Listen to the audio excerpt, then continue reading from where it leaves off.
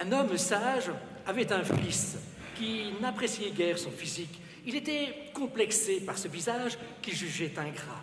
Aussi ne voulait-il pas sortir de sa maison de crainte que l'on se moquât de lui. Heureusement, son père était un homme éclairé et judicieux, et il souhaita se livrer avec son fils à une expérience tout à fait révélatrice. Demain, lui dit-il, tu viendras avec moi au marché. Tôt de bon matin, ils quittèrent leur logement. L'homme sur le dos de son âne, son fils marchant à ses côtés. Quand ils arrivèrent sur la place du village, des marchands ne purent s'empêcher de murmurer « Regardez cet homme, il n'a aucune pitié.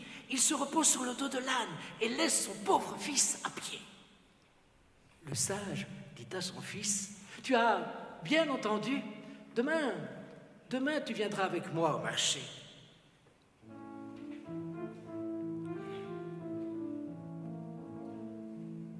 Le deuxième jour, ils firent le contraire. Le garçon monta sur le dos de l'âne et le vieil homme marcha à ses côtés.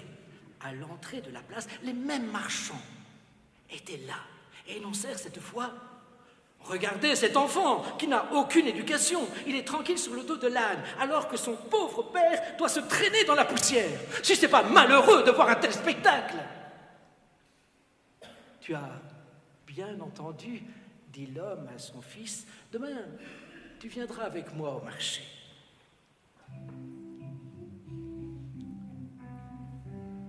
Le troisième jour, ils partirent à pied en tirant l'âne derrière eux au bout d'une corde.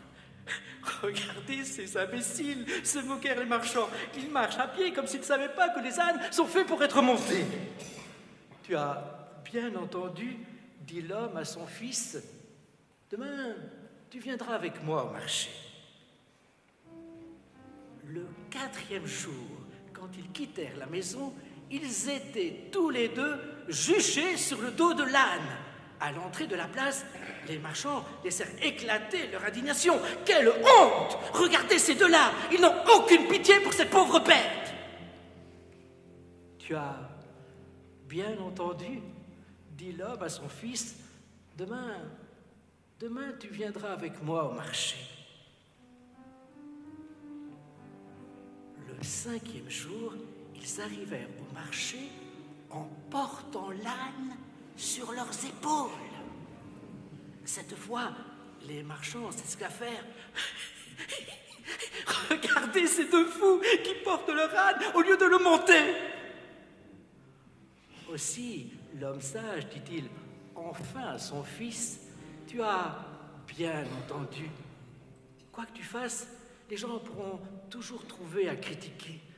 C'est pourquoi tu ne dois pas te soucier trop de leurs opinions. Fais ce que bon te semble, ce qui correspond aux élans de ta propre nature, ce qui correspond aux élans de ton cœur. »